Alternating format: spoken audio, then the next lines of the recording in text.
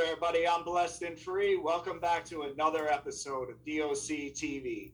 So I was reached out to by another YouTuber. I'm sure you guys have heard of him, Jay Williams. He's got a YouTube channel. If you haven't, which I'm sure everybody watching this is already subscribed, go check him out. Jay Williams, Let's Live Life on YouTube. I appreciate the interview, bro. So, man, I was reached out. I heard you got a crazy story. You've changed your life around, man, and that's what we do on DOC TV. We bring people on that have been at the bottom and have changed their life, and now you can shed some light on, what you had to go through to do that. So, man, why don't you go ahead and just introduce yourself to the people watching at home? Just tell them your name and where you're from. Hey, what's up? My name's Noel. I'm from Idaho, right by Boise, Idaho. 38 years old. I've been out now for about a year. All right, man. So Idaho, I actually interviewed a girl from Idaho, but I didn't really get into like what it was like there. But so what was that like for you growing up in Idaho, man? Yeah, I seen that interview. I'm from yeah, that's crazy. Yeah. I'm from a different part of Idaho, I guess. Idaho ain't that big of a city. It's not like populated like California. It's kind of like a miniature Seattle, the area I'm in, but just on a smaller level. Over here, it's a drug scene. There's gangs here, there's murders. It depends how deep you want to get into it. You know what I mean? Yeah. So how deep did you get into it, man? Enough to get hit by the FBI. Hey, yeah. So you went down under. It's the Aussies would say. Yes, sir. So what made you gravitate towards that life versus like being a good boy and going to school and getting good grades? And I'm assuming that you started wilding out at a young age. Yeah, correct. Probably around the age of 13, 12, 13. So what was it, man? Like, can you pinpoint it or? I had good parents. I'm not the type to say, well, my dad wasn't in the home. He was in the home. It wasn't all lovely and all that. He was hard on me. We had our issues. I just ran into the wrong crowd. My family, where I'm from, comes from the other side of the track. So I'm the only one that went to the Sureño lifestyle as far as my whole family. I just wasn't my thing. So I decided to go the other way around. Started at the age of 13. I got jumped in at the age of, I think I was at my freshman year, about 15 years old is when I finally got put on. All right, and was that because like you wanted to belong to like kicking it with the homies? Like it just felt like what, like your second family? Is that what made you want to get down? Yeah, well, just kicking it with them. Finally, we're hanging out. They're like, hey, you still want, you're saying you're claiming it. Are you down for it? And next thing I'm like, yeah, let's do it. Next thing I know, I'm getting rushed in. It happened that fast, and my whole life changed. I say the next day. Did it sink into your head at that point? Like, because there's some big shit that comes with rocking with a gang, especially one like the Sureños. So, like, did you know at that point, like, shit, I'm all in for the rest of my life type shit? Well, see, my story's a little different. Yeah, it was crazy. There was a lot. I've lost homies. They've been shot. It was getting pretty rowdy here. Like I said, we're a smaller city, so it's not like every neighborhood's a different gang. It's nothing like that. My city I'm in, you're either one or the other, and we run into each other on the regular.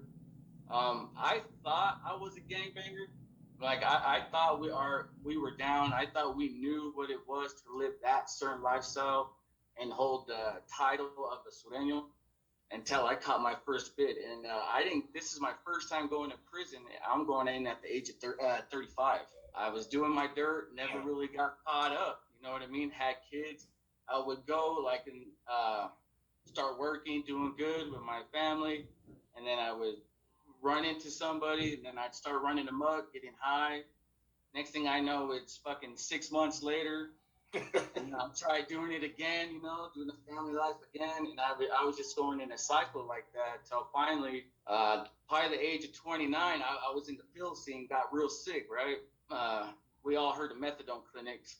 Yeah, that's that liquid handcuffs, bro. Man, that stuff is the devil, bro, and ain't lying, man. Yeah, that stuff tore my life up. And I just remember my car broke down. I couldn't get to the clinic. and I'm getting sick. Everyone isn't live that lifestyle. You know, you get dope sick. It's the worst feeling in the world. I run into one of my boys from my neighborhood at the gas station. I'm not feeling well. At that time, crystals popping up. That's another motherfucker, boy. So that bitch will do you dirty, old Tina, bro. Oh, man, that shit is nasty, bro. They both evil in their own ways. Crystals is another trip, man. Next thing I know, I'm at his house getting high. I forgot about the sickness because that's what I was worried about. And when you say getting high, like on crystal, for example, like what do you mean? Like, are you staying up for a week type shit? Yeah, that one hit turned into a week.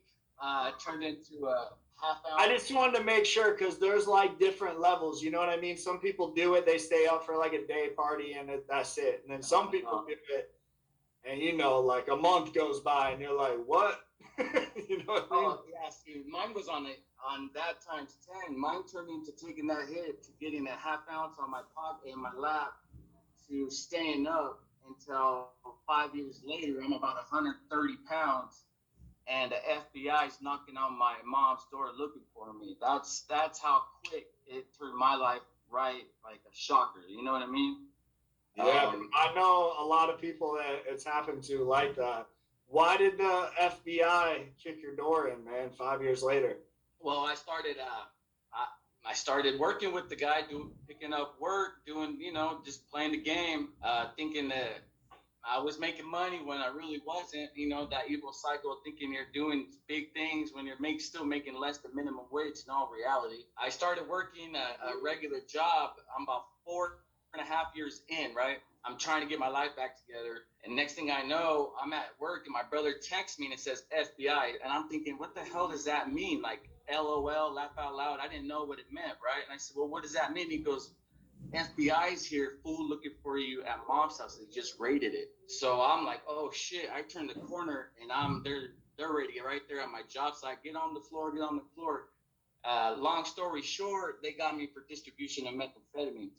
So when you said 4.5 years in, what did that mean? You're free. So are you talking about like that you were doing good? No, 4.5 ins of, selling crystal, doing the game. Oh, okay. Yeah. So it all came to a head then on that. And then, it all came down to a certain individual wearing a camera and a microphone on her. It never goes down like that, bro. That's crazy. It's always some shit like that, man. Like nobody can ever just make money and shut the fuck up. You know what? I'm grateful because they might have changed my life completely around and gave me life experiences that I had no idea. I went into the game knowing I'm going to get in trouble and get caught. I just thought, I'm not a felon yet. I'm 35. Yeah, I do my dirt, always have. I would always walk away at the right time. I figured, okay, in my state, they have a thing called drug court. That girl said something about that, and she was right. I figured I'd get caught with a little something, get drug court, not getting hit for distribution of meth. I didn't anticipate it hitting that level of being on a serious tip. You know what I mean? On top of it, too, by the feds. By the FBI. It ain't even like a state thing. Like you are. I went from you're the big boys now. Yeah. I mean, I've done county time. I mean, everyone's done county time. 6 months here, 9 months there. Nothing serious like that. I mean, not really had drug charges on my jacket other than weed. You know what I mean? Yeah. So how much time did you end up getting for the distribution? Well, on a stupid level, check this out. They hit me with distribution. That sounds like pounds and kilos, right? I mean, let's get it real. That's what you're thinking when it's the FBI. And in most senses, that's what it is. But in my state, like I said, it's small. They only got me for selling 5 grams of meth, bro. And they gave me a federal sentence, right? Thank God I wasn't a felon. So I got a total of 7 years, did 3, but COVID hit. Like I said, I've only been out a year. And with the whole thing of COVID hitting, it turned my sentence where I got out, where they had to release people mandatory if you've done half your time, or I would still be in there today, as a matter of fact. So it's crazy, man. So you kind of like, COVID's like a disaster, but in your side, it's like a blessing. It was a blessing. It was a blessing, yes. So tell the people, man, obviously you're a Sereno, right? Yep. All right. So what are you walking into when you walk into prison versus somebody that's a neutron that's not affiliated walking into prison? Like, how is it different? Okay, well, I'm going to have to jump a couple steps before that to explain that. We don't have a federal holding, like a county jail. We don't have a federal facility in the state of Idaho. So what they do is they'll hold you in our county jail, but then once you're going to hit your sentencing point, they're going to fly you to Seattle, and the holding place is called SeaTac. It's a federal building. I went to SeaTac while I'm waiting to get sentenced, and then they fly you back. I ended up going over there, and this is like a low level. It's in the feds. It's low, medium, and then USP, and then it goes from there. So so I hit the SeaTac, and so a lot of the homies are from Idaho. There's some people from Washington, and I think a little bit of Oregon and Utah and Alaska. But these mods only hold like 100 people. But as far as my car, there was only about 9 to 10 of us deep. And then they had like the natives, they had blacks and the whites. At that time, I walked in, it was like a reunion. I knew everyone at the table there, so it wasn't. It was just another county jail as far like going to my state. It wasn't a big deal other than everyone else I didn't know. You know what I mean? That was a little different. It was cell living. It's not a dorm or none of that. So it wasn't a big deal. So I'm there for, I don't know, 9 weeks. Some guy comes in. I catch a salt beef in there, a hunter shot. We smacked. I'm not going to say exactly. I mean, I have the shot report. But, yeah, he got pretty fucked up. I mean, he came in with some bad charges, and we clean up our car. We don't let trash ride with us. You know what I mean? That's just the way it is. You don't catch a sex beef, and you're not gonna sit at my table with the sex beef and say you're rolling with us. So can you talk about like how that goes down? Pretty much, we'll embrace them because we are no one. Every homie is considered equal. You know what I mean? We're no one to judge you until we have proof that you're either no good or whatever. You know what I mean? We're no one to assume anything. We just don't. That's not the way we roll. What is considered no good? So when you look up somebody, like what are the things that you're like, nah, hell no?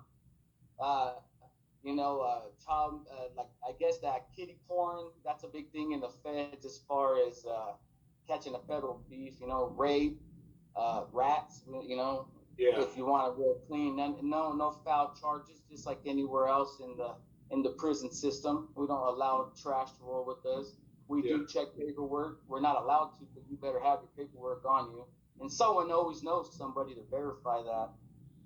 When you say have paperwork on you, because I watched YouTube for a while before I actually made the YouTube, right?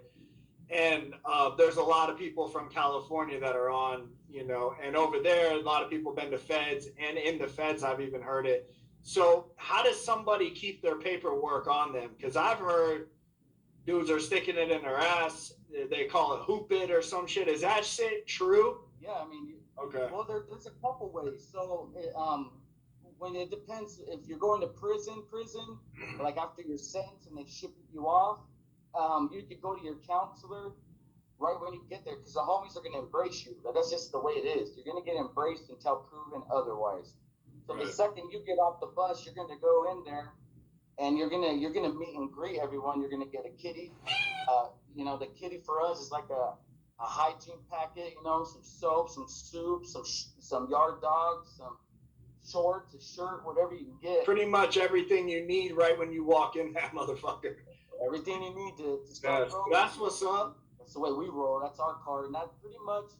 I never really got into the other cars and what they do, but I'm speaking for what I seen. You know what I mean? So it's get your kitty, and then whoever has the block. So the cell, the house, pretty much our rep that speaks for us and pretty much holds the keys for us will approach you in a good way and be like, hey, you got your paperwork. You be like, you either hooped it on the way there because you ain't getting nothing. Even your shoes they're gonna take from you, and it's like a cloth orange jumpsuit. You know what I mean? So you don't got nothing but boxers in that when you're on Con Air. So you get there and be like, yeah, I got it hooked up. I'll take care of it real quick. Usually 9 out of 10 times, if you hooped it, they already know you're with the business, you're good, but they're going to check it. So when somebody hoops it in like the federal system, that's basically them, like that's your driver's license. They're proud of that shit, especially, you know, they have that to say, here you go, I'm good, you know what I mean? And they're going to verify that shit. I guess on the case number, there's certain case numbers, and I don't know, I don't want to give you false statements and remember the case numbers. I was nothing on that level to be running paperwork, you know what I mean? I'm just keeping it 100. But there's certain case numbers that they will look for. You can go to your counselor and they'll print off your sentencing paper. So pretty much how long you're going to get, and a case number, how much probation you're going to get, you know what I mean? So they know automatically what these codes are on that case. If you work for the feds, sex crime, they'll know. So you could get it that way, or you could have your lawyer, well, they'll mail out your paperwork to your family member and say, hey, send that, write me a letter, send it to me, you know, so when I get there, I have my driver's license, you know what I mean? Or you could hoop it, like I said. But yeah, but as far as the prison, it seems like they know who's coming before we get there, and that's the weird thing. I had never experienced nothing like that, man. That shit was, they knew when you're coming, you know? Bro, they ain't even playing. No, it was, yeah, bro. I've never seen nothing like that in my life. It's not violent like state prison. The feds is more on a different trip. It's about money in the feds. Don't get me wrong, violence occurs and it will drop in a second, but there's no one-on-one beefs. It's one goes, we're all fucking sending it off. You know what I mean? So if I'm in the feds and some dude, like, you know, we're gambling and he tries to buck me on some shit, and I'm like, nah, bro, tighten me up in the side cell, that can't happen? It's not going to happen. No, it's not going to happen. That's, so what you're gonna what? Yeah, well, that would drive me crazy, bro, knowing I can't fucking beat this dude's ass. You know what I'm saying? I get it. Like I said, the first thing the homies told me was, "Hey, there's no one-on-ones here." And I'm like, "What do you mean? You know, if you have an issue, we're gonna have this ain't county, and this is the rules of the house. Period. There's no one-on-ones. One goes, we all go. So if you start swinging, you better have a good fucking reason why." All right. You didn't really say nothing back to that. Right, but I mean, like, if you got dirty like that and you were disrespected and you didn't handle your business, that's one thing. But if it was that bad where you wanted to take flight and you felt like you're in the good, then hit them, but you're gonna set it off throughout the whole block, pretty much. What was the first federal prison that you landed at, man? Well, SeaTac, and then I got sent. So went to in Nevada. They have another holding place called Pahrump. That's like a dorm living there for like the medium, and then they have like the maximum. That's still living. But for the people in Nevada catching a Fed beef, they'll sit there and fight their cases. But everyone else coming in, it's like a holding place to wait to where you get validated, what level you're at. How they go by the point system in the feds, how many points you have. So if you're on a low point system, you'll end up at a low. So they're going to wait for your points to come through and where you're going to be sent to. So you could be there from anywhere. I see people get there for 2 weeks all the way. I was there for 3 months. What slowed me down was I smashed that guy out in SeaTac before I was even sentenced. And my points went from a low status, because it's my first felony, to all the way to medium high, like that fast. So after that had happened, was that like the only time you had an incident when you were doing time? No. I had like probably I had 3 more incidents. I did most of my little bid there because of COVID in the shoe. I'm not gonna lie. I was on the main line for 3 weeks in California. So I didn't know where I was going. I thought I was going to Oregon because I'm from like the Northwest, you know what I mean? So I thought I was going to Oregon. I don't Sheridan. It's called Sheridan. That's where I thought I was going, but I caught that stupid incident. So they were like, "Oh, you want to play? You're categorized as STG now." And I was like, "Well, what do you mean?" "Well, you're playing with, you shouldn't be gangbanging in prison." It's like, come on, you know the politics. Why are you sending this fucking piece of shit through the main line? You knew his jacket. Why did you send him through? You know how CEOs are. Some of them are fucking corrupt. Yeah. Straight up. I mean, that's just the way it is. So I hit the yard out there in Lompoc. So I did the rest of my time out in Lompoc, California. Shout out to the homies out there. Much love always.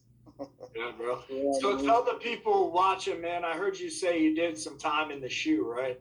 So I've done confinement time, but I know what confinement time is like. But for the people watching, I don't know what it's like in California, under the SHU is what you guys call it. So what is it like, man, being in the SHU? It's in the SHU. There's PC cases in the SHU. People that lock it up. They want protective custody, or there's disciplinary. So in there, it's a bunch of, you don't know who's who. You don't know. Okay, did this guy lock it up? So they're gonna ask you for your shot. You get your shot in there, and they'll tell you why you're in there. So when you go through, they'll automatically know, like, is that a home or is that, is that a PC? So when you get there, somebody will have the whole, like, a block. And you'll be like, hey, who are you? Where are you coming from? I'm coming from F unit. They call me, my nickname. We'll shoot your paperwork, and I'll fish my paperwork to them. And they'll be like, okay, you're good. You know what I mean? In there, it's crazy. We don't get showers. There's a shower in your cell. So it's a little bit different. So they really don't have to ever let you out then. Well, they have 1 hour of rec time or whatever, the little cages they got outside. But so what they do in the morning count is they'll hit the room with the flashlight. You got to be standing awake before that light turns on and the guard walks away with your finger on the little window saying 2 or 1, like both of us are going to yard or 1. The thing is, we don't know what fucking time it is. We don't got no radio. I know. We got nothing. You know what I mean? Yeah. So it's pretty crazy. We have a thing called the gallo, which is a rooster. That's what it means in Spanish. So what they do is he'll have either a radio on him with the time or a watch that he snuck in the SHU. So at 5 in the morning, I believe it was 4:45 in the morning. My bad. He'll do like a yell throughout the whole thing, and he'll say like, "Excuse me" on the tier, and he'll recognize. He'll be like sureños, and then he'll say like camaradas. That's like all the homies, and then paisas, and then woods, and then he'll say good morning. That's our alarm clock to get up before the lights get flipped on, so you can make it out to yard. That's what's up, man. Good looking out, bro. Yeah. People don't know that. You know what I mean? It's a trip. Yeah. All right, man. So out of your whole time doing time and being incarcerated, even in the gang life and just everything you've been through, man, what would you say is the craziest thing that you went through?